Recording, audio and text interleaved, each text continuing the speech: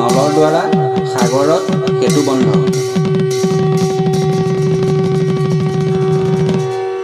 সাগৰে নিজ ভৱনলৈ গ'লগৈ।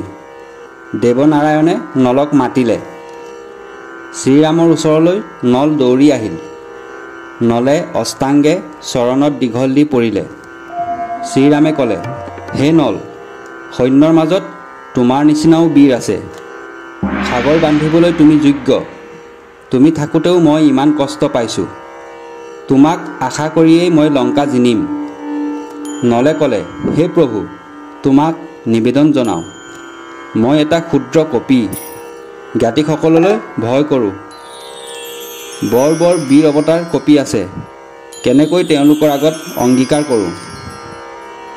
জনকৰ ঘৰত যেতিয়া মই আছিলোঁ তাৰ কিছু বৃত্তান্ত তোমাৰ আগত কওঁ। মানস সৰোবৰত ব্ৰহ্মা শিৱকুশীক লৈ সেই স্থানত বহি সান্ধ্য কৰে। শিৱকুশীক সৰোবৰৰ তীৰত থৈ যায়।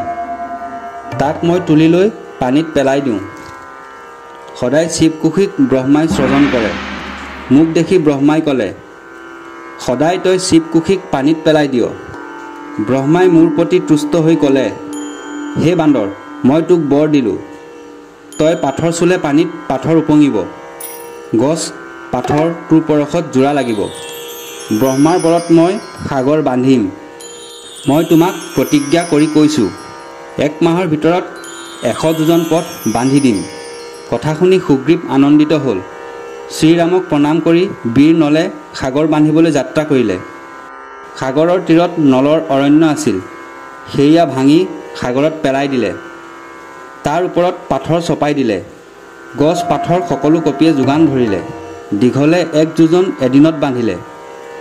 উত্তৰত আৰম্ভ কৰি দক্ষিণলৈ যাত্ৰা কৰিলে। জংঘলৰ ওপৰত নলবীৰ বহিলে। সকলো বান্দৰে পৰ্বত আনি দিলে। পৱন নন্দনেও পৰ্বত আনি দিলে। বান্দৰসকলৰ সৈতে শ্ৰীৰামৰ লংকা যাত্ৰা। পৱন নন্দনে যি পৰ্বত আনিছিল তাৰে 10 যোজন পথ বন্ধোৱা হ'ল। পাছত 20 যোজন বান্ধিলে। বীৰ হনুমানে তাৰ ওপৰেদি যাতায়াত কৰে। যিমান ফাট আছিল সকলো মৰিলে। 20 দিনত 70 যোজন বান্ধিলে।